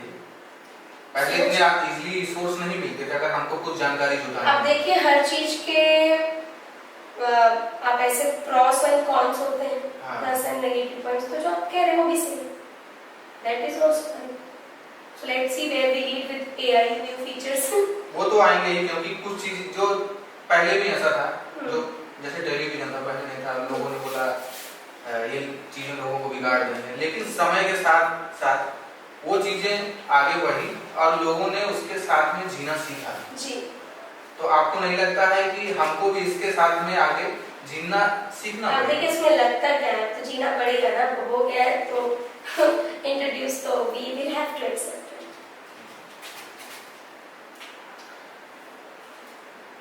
जब आपने 5,000 रुपये महीने की पहली नौकरी शुरू की, जी। क्या उस दिन आपको खुद पर गर्व महसूस हुआ? बड़ा गर्व महसूस हुआ, मुझे लगा मेरे पास पैसे हैं और मैं मम्मी को दे दूँ, और मम्मी ने लिया नहीं, बोला कि नहीं लिया मैंने। नहीं। मम्मी बोली कि जब अच्छे से कमाने लगना तब देना। तो अब मैं अच्छे से कमाती हूँ तो अब उन्हें देती हूँ। तो उस पैसे से आपने क्या किया था सबसे वो पहले? पैसा मैंने सेव किया था। अभी मैं मनी सेविंग में बड़ा बिलीव करती हूँ, तो सेव किया था। फर्स्ट सैलरी मेरी 500 थी एक्चुअली टीचिंग। तो पहला सैलरी 500 था, उसके बाद फ्री में काम किया 2 साल, फ्री में टीचिंग की 2 साल। उसके बाद monthly 5,000 as a receptionist I started my career. So now I have hired employees and giving work upon HPs, some individuals, and I pay them. So this is the only difference I could make in those 3-4 years. आप grow more के नाम से classes चलाती हैं जी। तो थोड़ा उसके विषय में बताना चाहें। एजुकेशन को ना हमने एक्चुअली बिजनेस बना लिया है। तो जो ग्रो मोर क्लासेस मैंने इनिशिएट किया तो इस मोटो से इनिशिएट किया कि एजुकेशन की ट्रू वैल्यू मैं सोसाइटी में रिफ्लेक्ट करूंगी। एजुकेशन है सीन इन आवर बिहेवियर, हम सोसाइटी में कैसे इंसान बन के उभर के खड़े होते हैं अपनी शिक्षा पूरी करके, वो है real education. How you develop our society. Swami Vivekananda, Bhimrao Ambedkar, सब एजुकेटेड लोग, महात्मा गांधी, इन्होंने खुद में चेंजेस या खुद का बोलते ना, खुद का भला नहीं किया, कर भला तो हो भला, दूसरों का भला किया। तो मैं मेरे बच्चों को वही सिखाती हूँ और बहुत डेडिकेशन के साथ टीचिंग करते हैं उनको, सिर्फ बुक का नहीं, बुक के बाहर का manners, English speaking, confidence, body language, posture, yoga, whatever everything could be possible foreign education की कुछ पॉलिसीज, सब कुछ इनकलकुलेटेड है। मेरे पास पूरा प्रिपेयर्ड एक्टिविटीज का प्लान है जो ऑल ओवर, इवन उन्हें फ्रेंच लैंग्वेज तक की नॉलेज देती है। अच्छा। यस, वो चाहे हिंदी मीडियम से हो, इंग्लिश मीडियम से हो, सीबीएसई बोर्ड हो, कोई भी बोर्ड हो। और मैं एक फ्री एजुकेशन भी चलाती हूँ जहाँ कोई चार्ज नहीं है, फीस नहीं। जी, मैं उसके बारे में ही पूछना चाहता था। Yes. सबसे ज्यादा इंटरेस्ट मुझे उसी के बारे में। जी। तो जैसे गरीब बच्चे हैं, प्रिविलेज बच्चे हैं, ठीक है, अंडर प्रिविलेज, जी जी, जिनकी पहुंच शिक्षा तक नहीं है, तो उनको आप कैसे सहयोग करती हैं? शिक्षा से ही सहयोग करती हूँ। उनके जो मेंटालिटी है, जो मान चुके होते हैं कि हम इस कुछ नहीं कर पाएंगे, बस हम है ही बलून बेचने के लिए, बस हम इसी चीज के लिए, हमको यही करना है, टाइम नहीं मिलता, बस होमवर्क नहीं होता है, सब्जी की दुकान में बैठ जाते हैं, यहाँ बैठ जाते हैं, भेज देने लग रहे फादर उसके साथ, बुक्स के थ्रू हेल्प करते हैं उन्हें, बुक बेसिक फैसिलिटीज देते हैं। उनकी लाइफ को चेंज करने के लिए मुझे पहले खुद भी बहुत अर्न करना पड़ेगा कि वो फैसिलिटेट कर सकूँ। I want to open an orphanage for this kind of students. मैं एक रूरल एरियाज में स्कूल भी अपना खोलना चाहती हूँ कि मैं ये चीज़ें फैसिलिटेट करूँ। मैं सोचती हूँ कि भगवान मुझे इतना दे कि प्यासा जो देखूँ तो दरिया हो जाए। अभी तक आपके क्लास में ऐसे कितने बच्चे हैं और आपने उनसे कांटेक्ट कैसे किया, उनको रीच आउट कैसे किया? उन्होंने मुझे रीच आउट किया और मुझे जिनको रीच आउट करना है उस पर मैं काम कर, तो बहुत नहीं है, आप 10-15 पकड़ के चलिए। कहीं ना कहीं इसके लिए फंड की बहुत ज्यादा आवश्यकता है। फंड तो अभी मैं ही कर रही हूँ, बाकी आगे नहीं पड़ी तो मैं एक सोशल ग्रुप से कनेक्टेड हूँ, उनसे हेल्प ले सकती हूँ। और मुझे खुद ही अभी बहुत सारे बच्चों तक खुद रीच आउट होना है। मैंने सोशल वर्क 1 ईयर के लिए किया था, एक स्कूल में फ्री ऑफ कॉस्ट पढ़ाया था, जहाँ बच्चे ऐसे ही थे, अंडर प्रिविलेज थे, मतलब कम ऐसे ही काम करना, बाल मजदूरी, चाइल्ड लेबरिंग एंड ऑल, तो उन बच्चों को असिस्ट किया। फॉर दैट मेरा एजुकेशन में कंट्रीब्यूशन के लिए न्यूज़पेपर पे भी नहीं बना। तो मेरे पास इस विषय में आपके लिए एक आइडिया है दिमाग में काफी टाइम से। जी। वो आइडिया ये है कि जैसे आप किसी छोटे बच्चे को एजुकेशन दे रही हैं, ठीक है, आप उसका पूरा देखभाल कर रही हैं, सब कुछ कर रही हैं, तो जब उसकी जॉब लगती है तो आपकी संस्था इस टाइप से काम करे कि वो अपने सैलरी का 10% ये आइडिया मैंने लिख रखा है। यस, अभी मेरे पास जो बच्चे काम करते हैं, जैसे मेरी कोई बच्ची है जिसको मैंने पढ़ाया अंडर प्रिविलेज, कम फीस में पढ़ाया, मतलब उसकी फीस लेनी थी 1200-1500, मैंने 400-500 ले ली ऐसे। तो अब जब वो बच्ची बड़ी हो रही है, उसको पूरा मैंने ट्रेन कर दिया इन माय मेथड, तो फिर मैं बोलती हूँ आ जाओ 2 घंटे क्लास का, ये मेरा तरीका है। तो ये तरीका काम कर सकता है काम करता है। कि अगर जो बच्चे वो कामयाब होते हैं, डिवोटेड आगे है निकलते मेरे हैं। टूवर्ड्स, वो मेरे टूवर्ड्स डिवोटेड है। मैं अगर उन्हें बोलूं 2 घंटे धूप में खड़े रहना है तो नहीं पूछेंगे मिस क्यों। लेकिन कहीं ना कहीं आगे चल के ऐसा बॉन्ड बनाना पड़ेगा, जैसे उस जॉब कर रहे हैं 10% आपके एनजीओ को फंड करते हैं, तो कहीं ना जो कहीं बच्चे सहयोग मुझसे एजुकेटेड है वो इसी मेरा ही ब्रेन ले लेते हो, करते हैं। अच्छा, वही मेंटालिटी हो जाती है। मैं इस काम कर रही हूँ, मैं इसको कंट्रीब्यूट करना है, no need to request them कि नहीं आप फंड कीजिए, दे दो। लेकिन ये मतलब वो नहीं है, क्या बोलते हैं, पक्का नहीं है कि देना ही पड़ेगा ऐसा। नहीं ऐसा मैंने बोला तो नहीं अभी तक। आगे I can plan something about agreement बना सकते हैं ना सही। हाँ ऐसा बना सकते हैं, ये अच्छा आइडिया है, ये अच्छा है, इस पे काम कर सकते हैं।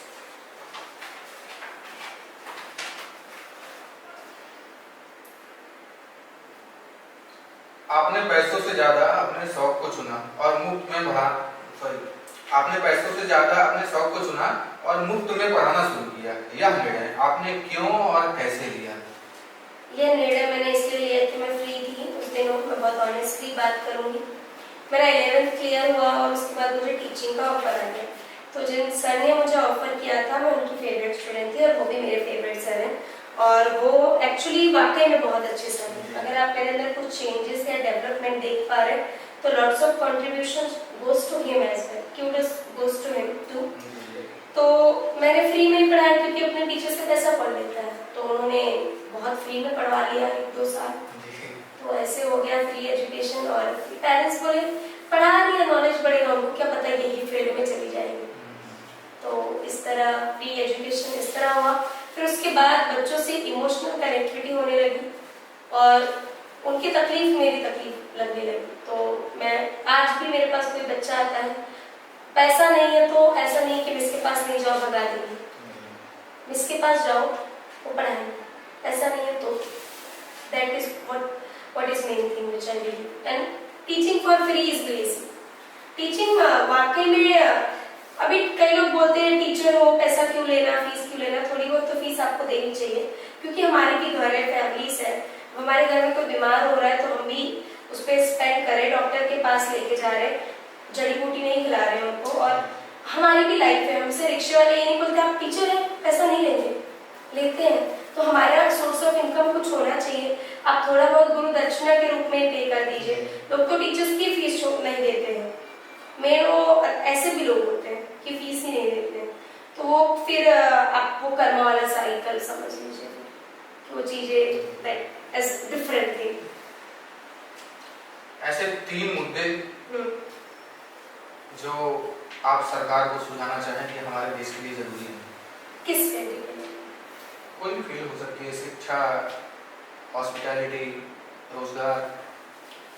मैं बचपन से एक चीज सोचती हूँ, वो ये है दैट इज जस्टिस। मैं लॉ करना चाहती थी और बीएड के पहले मेरे माइंड में आया था, बीएड में एडमिशन नहीं लिया तो लॉ करना। ये जो करप्शन हमारे देश में है ना, ये मुझे लगता है कि इस पे काम करना चाहिए हमारी गवर्नमेंट को और इसको पूरी तरीके से खत्म करने की कोशिश करनी चाहिए। हालांकि ये पूरी तरीके से पॉसिबल नहीं, बट काफी हद तक। और ये जो धर्म को लेकर झगड़े होते हैं उसमें भी चेंजेस आने चाहिए। बच्चों को इस तरह ट्रेन करना चाहिए कि हिंदू मुस्लिम ना करें, these things second. And third is ये जो टेम्पल्स में VIP एंड जनरल वाला सिस्टम है, पैसा दो तो भगवान के दर्शन जल्दी मिल जा रहे, नहीं दो तो लाइन में खड़े हो। मुझे लगता है गवर्नमेंट को भगवान के द्वार पे कैसा भेदभाव, वो भी पैसा देख के बुला रहे लोगों को। तो ये 3 चीजें जो मुझे खलती हैं, इस पर मैं चाहती हूँ चेंजेस आए। आपको नहीं लगता है कि कहीं ना कहीं स्वास्थ्य सब लोगों का अधिकार है, वो भी फ्री होना चाहिए अपने देश में? फ्री होना चाहिए है भी, क्योंकि अगर आपके घर में केवल एक कमाने वाला है, वो बीमार पड़ जाता है तो कहीं ना कहीं दुनिया रुक जाती है। Agree sir. तो स्वास्थ्य को लेके जो आपने चीज कही है, अब अगर मैं इस बारे में आपको एकदम क्लियर कॉन्सेप्ट बताऊं तो सरकारी हॉस्पिटल है बट वहां पे भी पैसे लेने लगे कि बड़ा ऑपरेशन है तो पैसा दो, यहाँ ये लगा है पैसा दो। तो चीजें फैसिलिटेट करनी चाहिए और हम सिर्फ सुझाव ही दे सकते, बाकी काम तो उसके लिए भी 50 किलोमीटर दूर जाना पड़ता है। दूर जाना पड़ता है, वो भी एक्सेसिबल नहीं है। That is also true. ये तो है, राइट कॉन्सेप्ट है। आपके विद्यार्थी आपको केवल अध्यापिका नहीं बल्कि एक आदर्श के रूप में देखते हैं। जी। ये आपके लिए कितनी बड़ी बात है? बहुत बड़ी बात है। जीने का अगर रीजन है तो यही है कि पता नहीं, मुझे देख के खुश हो जाते हैं। ऐसा लगता है उनकी सुबह हो गई, मतलब मिस आ गई, वो एक झलक वाली थी। और आके बैठी भी हूँ, कुछ नहीं पढ़ा रही, अलग लेवल का डिसिप्लिन है। और कभी कभी बच्चे देख रहे हैं तो प्यार से देख ही रहे हैं, और वो अलग ही उनका रिस्पेक्ट है। मिस आई है, मिस का कुछ सामान गिर गया, मतलब मुझे पता उठाना नहीं, 4 बच्चे आके उठा के दें, मिस को भूख लगी है, बड़ा अलग लेवल का रिस्पेक्ट है। ये रिस्पेक्ट आप किसी फील्ड में नहीं पा सकते। जो टीचिंग फील्ड में है वो किसी फील्ड में नहीं है। जब आपके जीवन में कोई मार्गदर्शक नहीं था, तब भी आपने दूसरों के लिए मार्गदर्शक बनने की ताकत कहाँ से पाई? तकलीफें क्या खाक मजा थी जीने में जब दर्द नहीं बस। वाह वाह, क्या बात, बहुत ही खूबसूरत तो है। तकलीफ हमारे दिल में जितनी गहरी होती है, हम उतना कामयाब होते हैं। बिना तकलीफों के, बिना संघर्ष के आप कुछ नहीं बन सकते। एक चीज on camera I would like to say very clear and upfront, in today's date whatever I have done without borrowing a single rupees by anyone, मैंने आज तक कभी किसी से एक भी रुपए का उधार तक नहीं लिया। मैंने मेरा क्लासेस भी खुद अपने पैसों से अकेले डाला है, अपनी एजुकेशन भी खुद अपने पैसों से की है, भाई की भी एजुकेशन खुद अफोर्ड की। मुझे कभी किसी ने अगर हेल्प ऑफर भी की तो मुझे नहीं चाहिए। हेल्प मतलब ऐसा है किसी चीज में आपने मदद कर दी विदाउट, जिसमें पैसा कॉस्ट नहीं कर रहा है, तो आई एम ओके। बट मुझे एहसान किसी का नहीं पसंद है, एक भी रुपए का नहीं। मैं बोलते ना कि चम्मच कटोरी में जिंदगी गुजार लो लेकिन किसी से कुछ लो मत, वो फैमिली मेंबर्स ही क्यों ना हो। अगर मेरे चाचा के साथ भी मुझे मेरी मम्मी मार्केट भेजती थी तो 100 रुपए हाथ में देके भेजती थी। अब समझ आए क्यों भेजती थी। स्वाभिमान नहीं मरना चाहिए, स्वाभिमान नहीं गिरना चाहिए। कि अगर मैं कहीं काम कर रही, वहां मेरा स्वाभिमान, सेल्फ रिस्पेक्ट नहीं है, वहां इंसल्ट कर दिया विदाउट एनी रीजन, तो मैं वो काम छोड़ के चाय बेचनी पड़े, मुझे वो स्वीकार है अपना खुद का, लेकिन कहीं अपमान के साथ रहना मुझे पसंद नहीं। तो मैं किसी के भी एहसान और फेवर्स मैंने कभी नहीं लिए, और मेरे बच्चों को ये चीज पता है कि मैं खुद से ही करती हूँ। Single rupees no help nothing. I believe मैं पैदल बहुत चली, मैं कॉलेज पैदल जाती थी, मेरा कॉलेज 2 रिक्शा लेने जितना दूर था।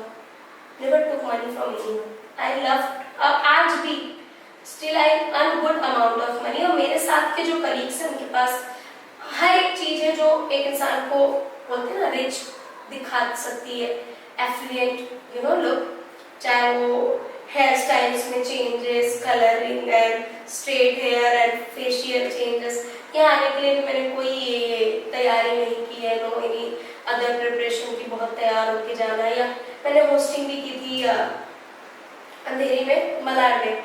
मैंने वहां पे भी जाने के लिए कोई ओवर ड्रेसिंग या nothing, I am very simple, whatever I have I am happy with that. So मैं आगे भी जो भी करूंगी अपने लिमिट के अकॉर्डिंग, नो फेवर्स। एक पेरेंट को मैं ऐसा शेयर कर रही थी कि मैं क्लासेस का एक ब्रांच डालने वाली, तो मुझे कहने लगी कि अरे आप अपनी स्कूल प्रिंसिपल से बात कीजिए, उनसे कुछ पैसा ले लीजिए, धीरे धीरे करके दीजिए। अरे मैं आपको कैसे बताऊं, मेरे नाम पे एक लोन तक नहीं है, मैं किसी से पैसा कैसे उधार ले लूं? बैंक से पैसा उधार नहीं लिया, आप इंसान से लेने की बात कर रही हैं, तो I never believe in that. मैं आपकी रेटिंग अच्छी होगी जी। रेटिंग किस चीज की? बैंक में लाइक कैसे? मतलब होता है ना, वो एक रेटिंग होती है लोन वाले, जैसे लोन अप्रूव करवाना हो। तो हो सकता है, मैं लोन के प्लान में तो नहीं हूँ कभी, आई डोंट सपोर्ट लोन। बाकी भगवान की मर्जी नहीं पड़ी, बैंक इज ओके, बट इंसान से कभी कुछ नहीं, कोई फेवर नहीं, कोई हेल्प नहीं, मैं नहीं लेती हूँ। मेरा अपना एक ऑरा है विच आई फॉलो, मतलब गरीब रहो, भिखारी मत बनो, सिंपल। पैदल के सवाल से, अब जब पैदल वाला बता रहे हैं, मेरे मन में एक सवाल आया कि जैसे 1 किलोमीटर पर ऑफिस है, फिर भी हम कार लेके जाते हैं, तो उसकी क्या जरूरत है? हमको नहीं लगता है कि हमको इस साइकिल से भी चला जाना चाहिए? देखिए वो सबकी मर्जी, इस पे आप जज नहीं कर सकते। कार है, उनको कार से जाना चाहिए, कहीं ना कहीं ये आप उनको कह देंगे कि चलिए आपको साइकिल से चले जा रहे हैं, उनको नहीं सुनना है, उनको जाना आप इस ट्रेंड को कैसे देखती हैं? मैं इस ट्रेंड को वैसे मैं आपके देखती विचार जानना चाहता हूँ बस और कुछ अब मेरे पास भी कार है, मेरे पास टाइम नहीं है, मेरा ऑफिस 1 किलोमीटर दूर है, मैं टाइम को सेव करने के लिए कार से जाऊँ। टाइम है या मेरा हेल्थ अच्छा नहीं है तो मेरी आइडियोलॉजी पे है कि मुझे योगा करना है या वो अलग अलग मेंटालिटी है सर, उसको चेंज नहीं कर सकते। सबके अलग अलग प्रेफरेंसेस हैं। तो मन यही तो साइकोलॉजी है ना, everybody has different behaviour, way of behaving there. आज जब आप अम्मा को याद करती हैं, क्या उनके लिए कुछ कहना चाहेंगी? अगर वो सॉरी, ये अम्मा तो आपकी जिंदा है, इसमें लिखा जिंदा नहीं होती तो फिर से पूछो। सो बोलिए। ये क्वेश्चन नहीं बनता है ना। कोई नेक्स्ट पूछो। आज के माता पिता को आप क्या संदेश देना चाहेंगे कि वो बच्चों के लिए एक जिम्मेदार, समझदार, सहयोगी अभिभावक कैसे बन सकते हैं? बच्चों को समझें, उन पे अपने डिसीजंस ना थोपें, पढ़ाई को लेके ओवर प्रेशराइज ना करें, दूसरे बच्चों से कंपेयर ना करें, उन्हें जीने दें। बचपन का जमाना होता था खुशियों जो का। माता पिता अपने बच्चों के सामने लड़ाई खड़ा करते हैं, उस चीज का बच्चों पर क्या असर पड़ता है? गलत असर पड़ता है, वो बिहेवियर वो सेम उनके बिहेवियर में डेवलप हो जाता है, फिर उनको अच्छा इंसान बना पाना मुश्किल हो जाता है सोसाइटी में, वो बुरे इंसान के रूप में ढलने लगते हैं। तो माँ बाप को उस चीज का भी ध्यान देना चाहिए, इस चीज को भी उन्हें माइंड करना चाहिए।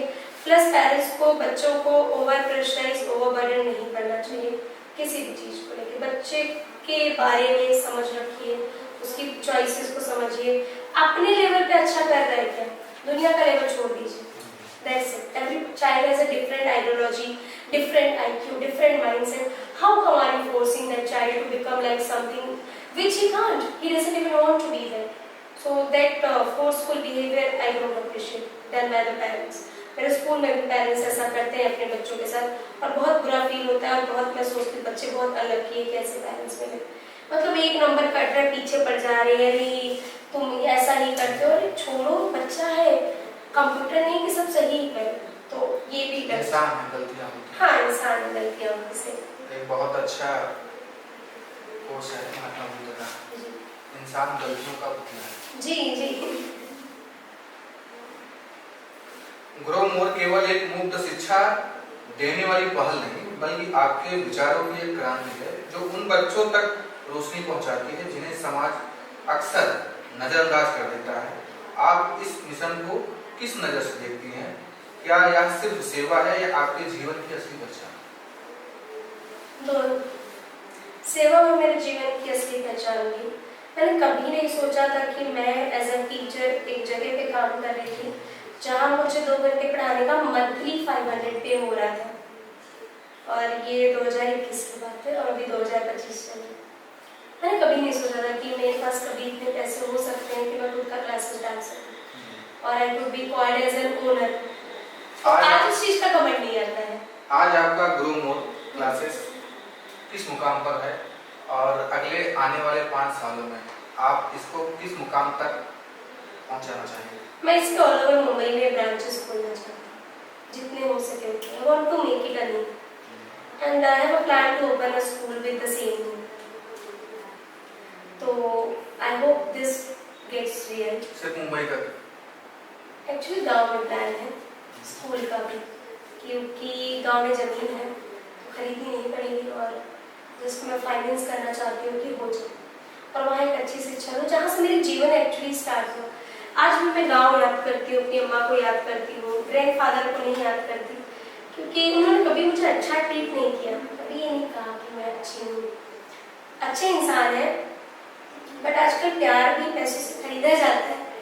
तो कुछ चीज़ें थी बचपन में जो आज भी तकलीफ देती हैं और मुझे शायद ये चीज़ ऑन कैमरा नहीं बोलनी है। तो इस वजह से काफ़ी ऐसी चीज़ें थी कि किसी बच्चे को भी ये नहीं बोलना चाहिए कि तुम अच्छे नहीं दिखते हो। अपीयरेंस मुझे तो सब बोलते हैं, आप तो मुझे सब बोलते हैं मैं अच्छी दिखती हूँ, मुझे मैं अच्छी लगती भी हूँ। तो दीज आर द थिंग्स। अब जैसे आपने मेरा प्लान पूछा, यही प्लान है कि आप अच्छी दिखती हैं, मतलब पहले अच्छी नहीं दिखती थी? पहले मैं ऐसा मानती थी कि मैं अच्छी नहीं दिखती हूँ। आप क्या मानती हैं, पहले भी अच्छी दिखती थी? नहीं, हाँ, अब मैं पहले भी मेरी बचपन बहुत रही वो सोचती थी क्या खराबी ऐसी कमी थी कि इनको शर्म आती थी मुझे कहीं ले जाने में। बच्ची तो थी मैं, छोटी सी तो थी, क्या जरूरत है सब बोलने की कि जाऊँ देख के आऊँ, उतना ऐसा तो नेगेटिव हो जाता है एक बच्चे के लिए। और कहीं ना कहीं कलर, कपड़े के पहनावे को देखकर लोग अभी भी जज नहीं करते, आपको ऐसा लगता है? नहीं। बहुत करते, कलर पे भी, कपड़े के पहनावे पे भी। कलर तो काफी हम कम कर रहे हैं हमारे देश में, लेकिन पहनावा कम नहीं हो पा रहा है। आजकल लोग लोन पे कपड़े खरीद रहे हैं, लोन पे जिंदगी जी रहे हैं, लोन पे आईफोन ले ले रहे हैं। अफोर्ड कर पा रहे हो तो ले लो। मेरा ऐसा कॉन्सेप्ट है ना सर कि अगर मैं एक जैसी चीज दो अफोर्ड कर पा रही हूँ तो मैं एक ले लूंगी, और अगर मैं एक ही अफोर्ड कर पा रही हूँ तो मैं नहीं लूंगी। आपके कहने का तात्पर्य यह है कि आपकी पहली प्राथमिकता क्या है आपके लिए, पहले आप लीजिए। अगर आपके लिए जरूरी नहीं प्राथमिकता है, जब से मैं ग्रो अप हुई हूँ, जैसे आपने कहा कि ये हमारे माइंड में बड़ा क्लियर कॉन्सेप्ट होना चाहिए कि हमारा जो फर्स्ट प्रेफरेंस है दैट वी मस्ट। अभी क्या जरूरी है हमारे लिए, अभी हमको किस चीज की जरूरत सबसे ज्यादा है, हमको वो चीज पहले करना चाहिए अभी उस पैसे से। गर्ल्स के जो हेयर ट्रीटमेंट होते हैं ना बड़े महंगे, 4000 मुझे नहीं पता है। 5000 ग्लोबल हेयर कलर ब्ला ब्ला। मेरे हेयर पूरी तरीके से प्योर और नेचुरल, कोई ट्रीटमेंट नहीं हुआ। इसका राज ऐसे पैसे नहीं है, मैं खर्च नहीं करना चाहती हूँ। पैसे है, मैं खर्च नहीं करना चाहती हूँ, मैं नेचुरल रहना चाहती हूँ। मैं स्किन पे भी कुछ भी नहीं करा रही हूँ, मेरे पार्लर के कोई एक्सपेंसेस नहीं है। आवाज एक मिनट होल्ड कर लो, पीछे से ना phone see talking on call. Ankita तो किससे बात कर रही हो? तो वो करो ना, पूरी आवाज इसमें आ जाएगी। बोला तुमने पड़ेगा। पूरी आवाज आ रही है इसमें, ऐसा हुआ। अच्छा सॉरी, ठीक है। एक बार चेक करो। चेक कर लो, उधर चेक करो, आ रही है। वो सेगमेंट बाद में एडिट में काट देना और क्या। That can be done.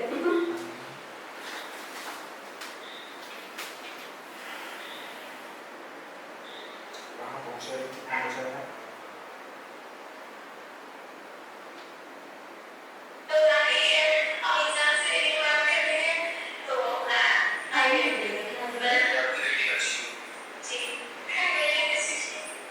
नहीं आ रहा। सॉरी, मेरी वजह से डिस्टर्ब लेकिन फिर भी नया स्टार्ट।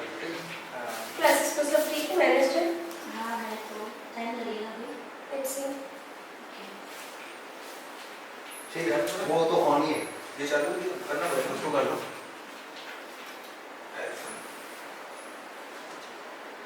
ग्रो मोर केवल एक मुफ्त शिक्षा देने वाली पहल नहीं, बल्कि आपके विचारों की एक क्रांति है जो उन बच्चों तक रोशनी पहुंचाती है जिन्हें समाज अक्सर नजरअंदाज कर देता है। मेरे क्लासेस में जितने भी बच्चे हैं, हर एक बच्चा अलग है, हर एक बच्चा खूबसूरत है। ये चीज उनके पेरेंट्स अगर नहीं बोल पाए, सोसाइटी नहीं बोल पाए, तो मैं बता देती हूँ। और उससे उनके अंदर जो कॉन्फिडेंस आता है, मेरे क्लासेस की आईडी चेक कीजिए, ग्रो मोर एजुकेशनल हब 1, ये आप सच में चेक कीजिए, उसमें बच्चों के से वीडियोस देखिए, अलग ही लेवल का कॉन्फिडेंस है। दे डोंट, वो अपने आप को किसी से कम नहीं समझते। ये तो लानत है मुझे, खुद को किसी से कम क्यों समझना? आप में खुद अपनी एक अलग पहचान है, उसको डिस्कवर करो। You are perfect in your uniqueness. ये डेवलप करना मेन है। सिर्फ पढ़ाई, स्कूल की पढ़ाई, textual teaching is not a real teaching according to me. और कहीं ना कहीं मेरा उद्देश्य भी यही था पॉडकास्ट बनाने का, कि हम ऐसे लोगों को अपने पॉडकास्ट में शामिल करें जो अपनी बात हमारे मंच पर साझा करें, जिनको वो मौका नहीं मिला है या वो मौका बनाना चाहें। तो इसलिए हमने ये चालू किया। And it was very lovely and wonderful to have a communication. Actually, while talking to you, I could recall lots of memory behind from all those struggles and obstacles which I have been through. So, thank you so much for giving a platform and an opportunity to me. It's my pleasure.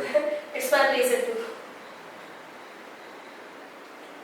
आज जब grow more एक उदाहरण बन चुका है, तो आप क्या संदेश देना चाहेंगे उन युवाओं को जो समाज में कुछ सकारात्मक करना चाहते हैं लेकिन शुरुआत से डरते हैं? I think courage. साहस रखिए, हिम्मत मत हारिए, कीप ऑन वर्किंग हार्ड। हम ना कंपैरिजन में कभी कभी खुद को खो देते हैं, तो डू नॉट कंपेयर। अपने लेवल पे अगर आप कोई चीज भाग के नहीं पकड़ पा रहे कोई बात नहीं, चल के भी नहीं पकड़ पा रहे कोई नहीं बात नहीं, रेंज पे तो पहुंचोगे, पहुंचो। पहुंचना जरूरी है, रुकना नहीं। रुकना मना है। हाँ, रुकना नहीं, रुक जाना नहीं तो कहीं हार के, वो सॉन्ग है।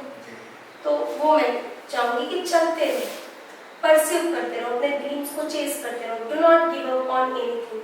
और खुद को किसी से कम मत समझो। गरीब हो, there is nothing wrong to be poor. मैं बहुत प्राउडली बोलती हूँ मैं गरीब हूँ, मुझे अच्छा लगता है, मुझे नहीं शो ऑफ करना है, मुझे नहीं इस चीज को पता नहीं क्यों मुझे पसंद है। मैं अगर मुझसे कोई पूछता है, मैं हाई फाई लाइफस्टाइल मेंटेन करना पसंद नहीं करती हूँ, even though I can but I don't want. Simple choice है। मतलब आपके लिए ज्यादा शौक नहीं है? नहीं, शौक नहीं, खर्चे ही नहीं है। बहुत अच्छी बात है। 500 रहता है, वो स्पेंड बहुत देर से होता है, खर्च नहीं, शौक नहीं। तब तो आपका बैंक बैलेंस अच्छा होगा। हाँ, इसलिए मैं दूसरा ग्रोमर का भी ब्रांच डाल रही हूँ। हमको जरूर लाइएगा। Sure, done. तनु जी, आपसे बात कर मुझे बहुत अच्छा लगा। Same here sir. और मैं बहुत उत्साहित था जी। कि आप हमारे शो में हैं। जी। इसलिए मैंने आपको कई कॉल की थी। जी। मैं जनरली करता नहीं हूँ, हाँ, इन मुझे चीज़ों को पता है। करता नहीं हूँ, लेकिन जब मैंने आपका प्रोफाइल पढ़ा था हम्म। तो मुझे बहुत अच्छा लगा था। मुझे था कि शायद आप सिलेक्ट करें नहीं करें पॉडकास्ट के लिए। मैंने कहा चलो इसी बहाने खुद के बारे में लिखूंगी तो सही, पीछे जाके खुद को देखूंगी कि सही कहाँ से कैसे आगे बढ़ी हूँ मैं। इंग्लिश स्पीकिंग को लेके लोगों को बड़ी क्यूरियोसिटी थी कि कैसे सीखा, खुद से ही सीखा है, ये मैं रिवील कर देती हूँ कि आई डिडंट जॉइन। पैसे नहीं देते कि मैं कोई स्पीकिंग कोर्स करूँ, तो नहीं किया।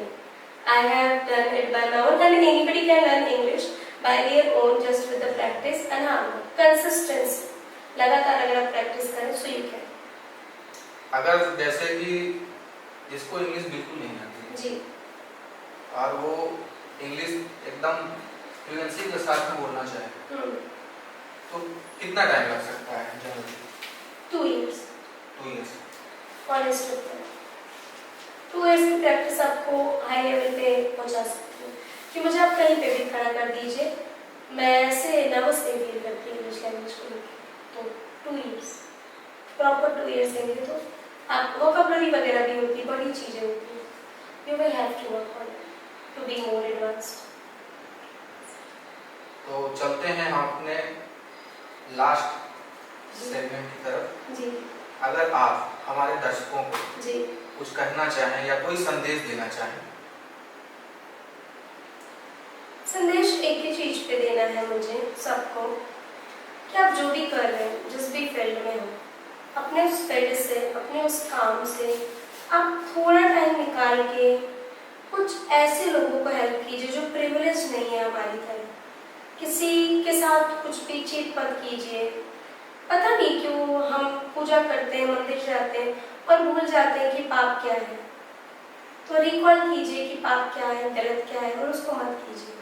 जैसे मनी फ्रॉड एंड बड़ी बड़ी चीजें होती हैं, पता नहीं उससे कितने लोगों का क्या क्या चला जाता है, तो वो नहीं करना चाहिए। अगर लोग आपके ग्रोमोर इंस्टीट्यूट के साथ में जुड़ना चाहें या उसे जानना चाहें तो वो किस प्रकार से जान सकते हैं? वो डायरेक्टली मुझे कांटेक्ट कर सकते हैं। मैं एनी टाइम अवेलेबल हूँ except my school hours. Plus मेरे क्लासेस के अकाउंट पे मैसेज कर सकते हैं, पर्सनली रीच आउट कर सकते हैं थ्रू सोशल मीडिया और एनीथिंग। सोशल मीडिया पर आपका अकाउंट है? हाँ, ग्रोमर क्या क्लासेस, ग्रोमर एजुकेशनल हब। जी। तो बहुत बहुत धन्यवाद हमारे पॉडकास्ट का हिस्सा बनने के लिए, और मुझे बहुत अच्छा लगा। और मैं चाहूँगा कि आपसे मैं एक पॉडकास्ट जियो पॉलिटिक्स पर करूँ। चलेगा, क्योंकि इसमें हमारी भी बहुत अच्छी रुचि है। चलेगा सर, पॉलिटिक्स पे पॉडकास्ट करेंगे। यहाँ पे बात फिक्स हो गई, लोकेशन थोड़ा चेंज कर दीजिए। चलेगा जी। तो आपका कैसा अनुभव रहा हमारे साथ में पॉडकास्ट करने? It was a unique experience. For the first time I have done this. Earlier I had never been through any podcast or anything. तो ये मैंने पहली बार किया है और अच्छा लग रहा है। आज मैं खुद को एक्सप्रेस कर पाई हूँ, खुद के बारे में बोल पाई हूँ, और शायद थ्रू दिस अगर मुझे मेरे कांटेक्ट में 1000 पेरेंट्स भी हैं, 1000 लोगों तक भी मैं रीच आउट कर रही हूँ और मेरे थ्रू अगर 10 लोगों में भी चेंजेस आ रहे हैं, बहुत बड़ी बात है। हम करोड़ों लाखों की क्यों बात कर रहे हैं? मैं छोटे माध्यम से शुरू करती हूँ, तो that is thing for me. बहुत बहुत धन्यवाद, जी मिलते रहेंगे आगे भी। जी तो अगर आपको हमारी कहानी, हमारा पॉडकास्ट अच्छा लगा हो तो आप अपनी कहानी, अपना अनुभव हमें शेयर करिए, मेल करिए, व्हाट्सएप करिए। अगर आपकी कहानी